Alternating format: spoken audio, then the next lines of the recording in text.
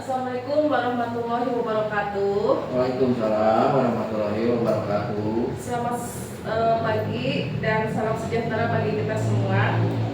Pada kesempatan ini saya akan mempresentasikan tentang strategi keputusan berbasis data dalam pendidikan inklusif. Materi ini membahas bagaimana data dan bukti penilaian dapat digunakan untuk membantu sekolah mengambil keputusan yang tepat, adil, dan berpihak pada kebutuhan seluruh murid, terutama dalam pendidikan inklusif. Melalui presentasi ini kita akan memahami pentingnya pengumpulan data, proses evaluasi, hingga strategi komunikasi hasil temuan agar dapat mendorong perubahan positif di sekolah. Presentasi ini terdapat 4 pembahasan utama. Yang pertama, pertanyaan penelitian. Kedua, metodologi evaluasi. Yang kelima, penerapan model IEF 2004 dalam mengumpulkan dan menilai bukti secara sistematis dan jelas. Kemudian yang ketiga, temuan utama, analisis pentingnya monitoring dan penyederhanaan informasi agar mudah dipahami oleh pendidik.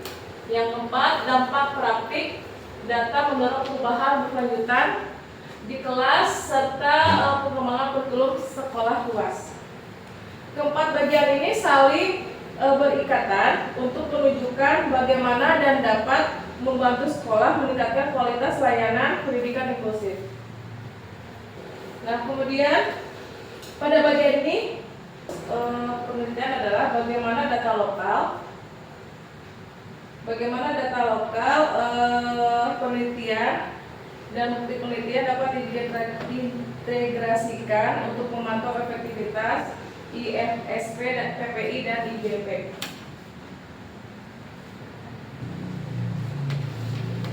Pada slide ini, evaluasi kerangka kerja inklusif. Pada slide ini dijelaskan proses evaluasi kerangka kerja pendidikan inklusif. Tahap pertama yaitu eksplorasi. Pada tahap ini sekolah mengidentifikasi kebutuhan murid sebelum melakukan perubahan dengan data yang akurat. Kemudian tahap kedua adalah persiapan. Sekolah dimulai menyiapkan intervensi atau strategi berdasarkan data yang telah dikumpulkan. Kemudian yang tahap ketiga yaitu sustain atau mempertahankan. Dalam tahap ini sekolah memastikan program berjalan secara konsisten dan berkelanjutan. Tahap yang terakhir adalah develop. Tahap ini hasil evaluasi disampaikan kepada pihak terkait agar dapat digunakan untuk perbaikan layanan pendidikan. Melalui tahapan ini, evaluasi tidak hanya terhenti pada pengumpulan data, tetapi juga menghasilkan tindakan nyata.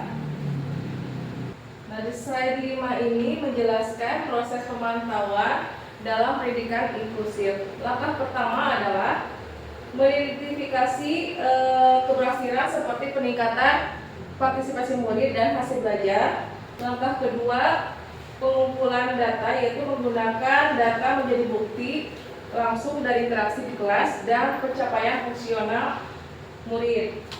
Kemudian yang ketiga, analisis berkala, meninjau data selama implementasi berjalan.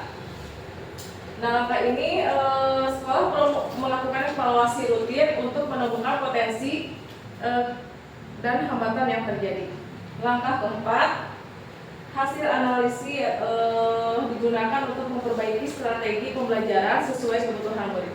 Dengan pemantauan yang berkelanjutan, sekolah dapat memastikan bahwa setiap program benar-benar memberikan manfaat bagi murid.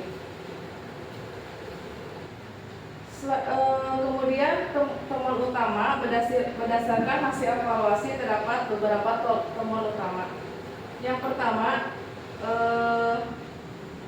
visualitas data sangat penting. Guru lebih mudah memahami perkembangan murid ketika disajikan dalam bentuk sederhana dan jelas.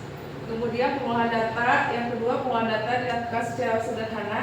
Sistem yang terlalu rumit justru membuat proses evaluasi menjadi kurang efektif. Yang ketiga, efektivitas grafik. Ini grafik dan diagram membuat guru melihat perkembangan murid secara lebih cepat. Yang keempat, transparansi data. Keterbukaan informasi membantu meningkatkan kerjasama antara guru, sekolah, dan orang tua. Temuan-temuan ini menunjukkan bahwa kualitas penyajian data sangat mempengaruhi kualitas pengambilan keputusan. Kemudian di strategi komunikasi bukti, data yang baik perlu dikomunikasikan dengan strategi yang tepat. Strategi pertama menggunakan bahasa sederhana agar informasi mudah dipahami oleh semua pihak. Kemudian strategi yang kedua adalah ringkasan eksekutif. Informasi penting disampaikan secara singkat dan jelas sehingga mudah dipahami. Strategi ketiga adalah tampilan visual. Penggunaan grafik, diagram membantu menjelaskan data lebih menarik. Kemudian yang keempat, diskusi terbuka. Melalui diskusi, guru dan pihak sekolah dapat bertukar pendapat serta mencari solusi secara bersama. Komunikasi yang baik akan membantu hasil penelitian lebih mudah diterima dan diterapkan. Keputusan berbasis data memberi dampak yang besar dalam pendidikan inklusif. Pertama, praktik mengajar menjadi lebih efektif karena guru dapat memahami kebutuhan murid secara tepat. Yang kedua, meningkatkan berkelanjutan inklusif di sekolah. Yang ketiga, mendukung pengembangan profesional guru melalui penggunaan bukti dan refleksi pembelajaran. Dan yang keempat, akuntabilitas. Sekolah dapat memberikan layanan pendidikan yang berkualitas. Dengan demikian, penggunaan data bukan hanya membantu proses evaluasi, tetapi juga mendukung terciptanya lingkungan belajar yang lebih inklusif dan berpihak pada murid. Sebagai penutup, dapat disimpulkan bahwa keputusan berbasis data sangat penting dalam mendukung keberhasilan pendidikan inklusif.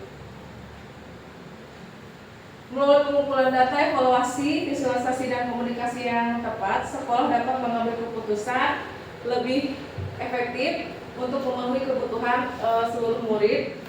Semoga materi ini dapat memberikan wawasan dan inspirasi dalam meningkatkan kualitas layanan pendidikan di sekolah. Terima kasih atas perhatian Bapak. Semoga bermanfaat. Wassalamualaikum warahmatullahi wabarakatuh. Waalaikumsalam. Nah, baik Bapak, setelah tadi akan diberikan umpan balik.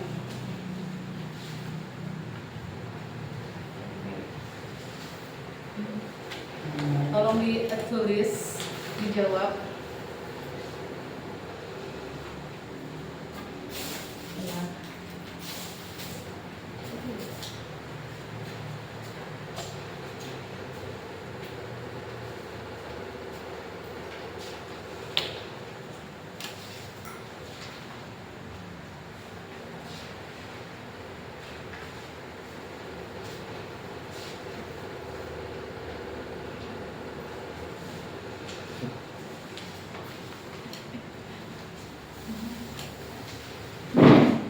Ya, sudah Pak?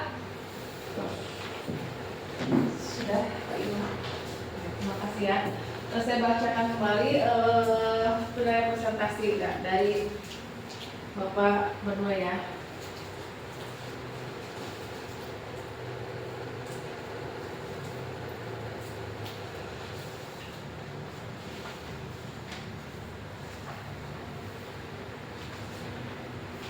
Penerapan pengetahuan tentang data dan bukti penelitian yang barusan Bapak telah dituliskan itu sangat baik. Kemudian keterampilan komunikasi dalam menyampaikan data dan bukti baik. Terus apa aspek terbaik dari presentasi ini? Penyampaian materi jelas, runtut, serta didukung contoh yang melakukan dengan pendidikan inklusif. Apa aspek yang dapat ditingkatkan? Perlu menambahkan lebih banyak media visual bagi presentasi lebih menarik. Terima kasih Bapak atas perhatiannya. Assalamualaikum warahmatullahi wabarakatuh. Waalaikumsalam.